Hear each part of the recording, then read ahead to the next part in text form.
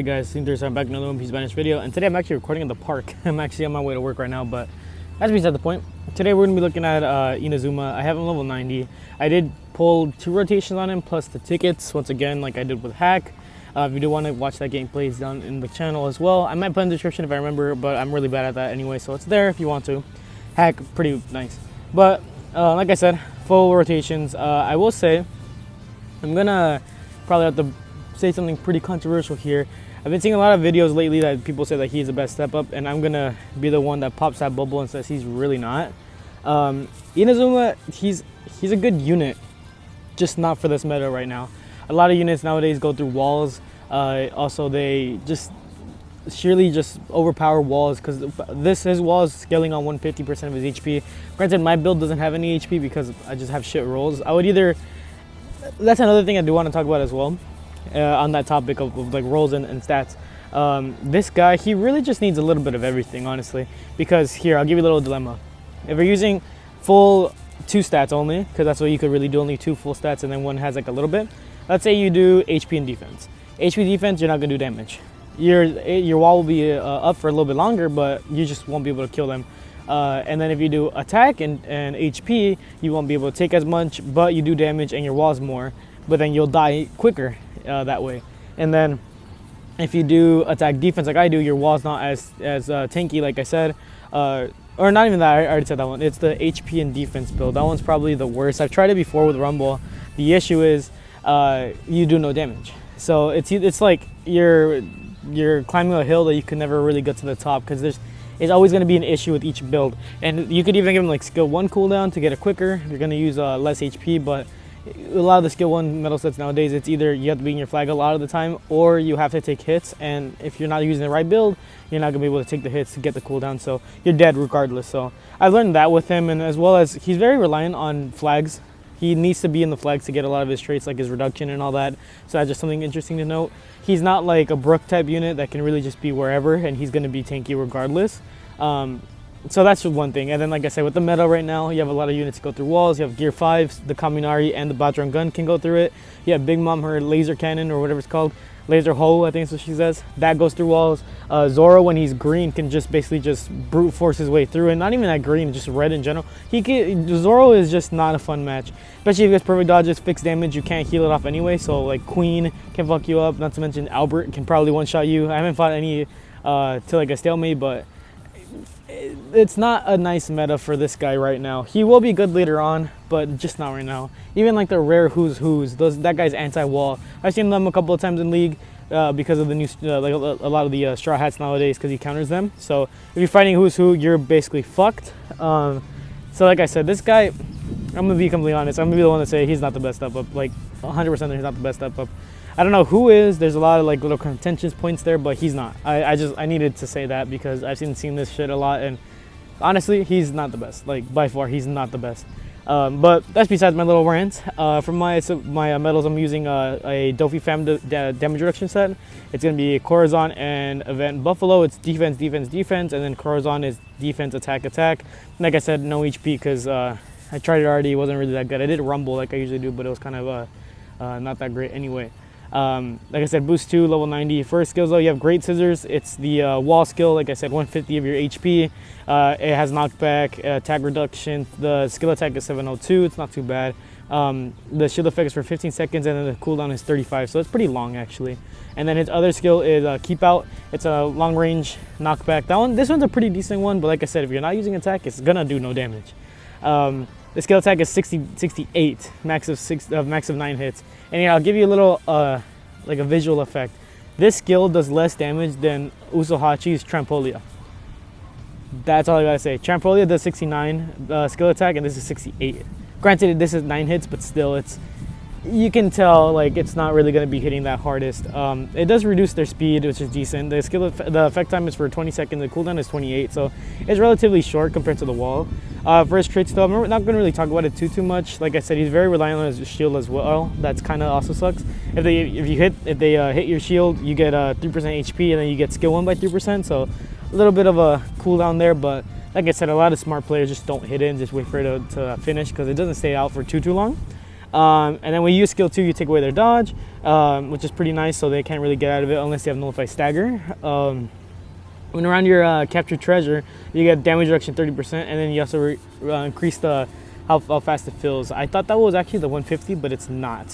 When your allies are near the treasure, you also the cooldown reduction, you get 50% of skill 2. There's an airplane flying in the background, sorry about that. It also increases the recovery amount, so it'll fill up even quicker when you have somebody with you. When you're attacking an enemy whose parameters are boosted, so like Film Red Shanks, things like that, you get a reduction by 30% up to 60 against like a Shanks unit. That's only the real unit that you really fight with the parameter boosted, so that's not really the greatest, but it's okay for what that is. But regardless, Shanks is probably going to one-shot you anyway. That's another unit that does fuck you up anyway. When you're around your team's treasure area and the team gauge is 80%, you also remove knockback, so that's actually pretty good. I had one match when I was in Drum Island. I was on one of the side flags. I walled them off. They took out my wall pretty easily though, but they couldn't knock me out of it because I had ignore knockback, so they couldn't really get the flag unless it was like a Klaw or Big Mom. And then the last one is when you receive damage, the HP 5% recovery. And then the support though is 166.1. It's a Zone Grand Line build with Straw Hat and Attacker. A little bit of New World, Defenders, Navy, Paramedic, Captain, Worst, and Runner. Maybe you could probably get away with doing a New World Worst build for the knockback, but I feel like Zone is probably just a little bit better because he just needs that much, to be tankier. Like I said, the meta is not really that nice to him. And the side unit that I'm going to be using is Klaw because, like I said on the hack video, Klaw is amazing. They get me the wins. I might tag into them here and there because showcasing defenders, especially just like dying pretty quickly, I have to tag into them so I can actually get the win. So you'll be seeing that probably a couple of times, but yeah, like I said, Inazuma, not the greatest. I feel like he's just kind of overhyped. He's not crazy. He probably will be a lot better if there wasn't so many characters that go through walls, but just the meta is very, very aggressive to people that are hiding against walls or just like basic defenders that need to be in a flag. It's not really the nicest. You have units that can just cap the flag just because they want to, like Big Mom and Klaw. You have people that go through wall like Big Mom, Gear 5, and just overwhelming attackers like Albert and Zoro and Shanks for that matter, that will mess you up anyway. So yeah, let me know what you guys think about Inazuma. Is he as good as people say? Do you think he's like like me?